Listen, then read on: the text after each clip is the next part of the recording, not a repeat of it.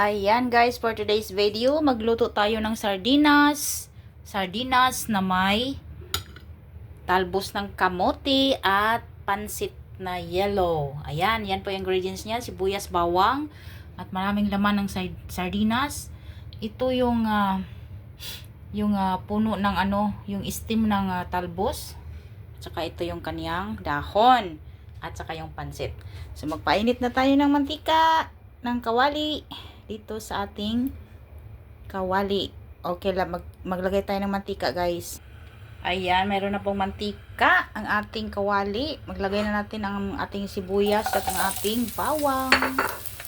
Ayan, halo-haloin lang natin yan.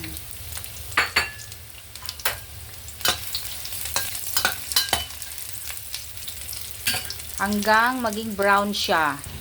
Ayan, isunod na natin ang tangkay ng kamote, tangkay ng talbos,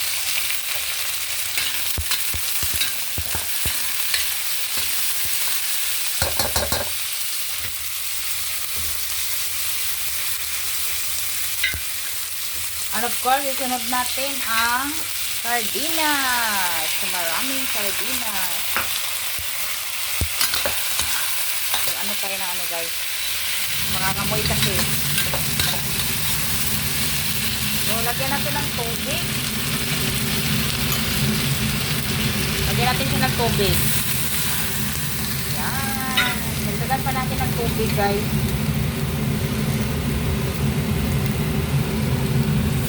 At yung pinaglagyan ng sardinas, no? Hindi pa kasi makukuluin natin.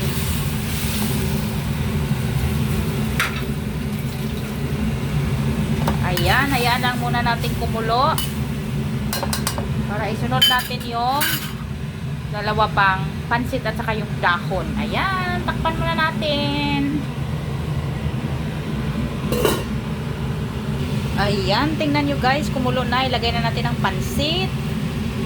Wow, sarap nito guys. Haluin natin ng konti. Ayan. Huwag na nating huwag na nating durugin yung sardinas. Okay na yan. Pakuluin natin ng kunti. Ayan guys. Pwede na natin ilagay ang dahon ng talbos ng kamote. Sarap yan. So, haluin lang natin.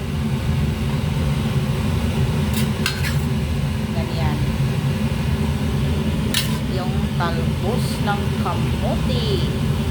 Yan po. Kailangan ihalo natin ng maayos. Haluin pa natin para maluto ng konti. Ayan yung sardinas, oh. Ayan po. Haluin lang natin ng saglit, guys. Para maluto lang yung dahon, ano? Ayan, luto na, guys. Ready to serve and ready to eat. Kain na tayo guys. Gutom na eh. Ayan, finished product. Pwede na po yan. Patayin na natin ang apoy. Ayan, kakain na tayo. Thank you for watching.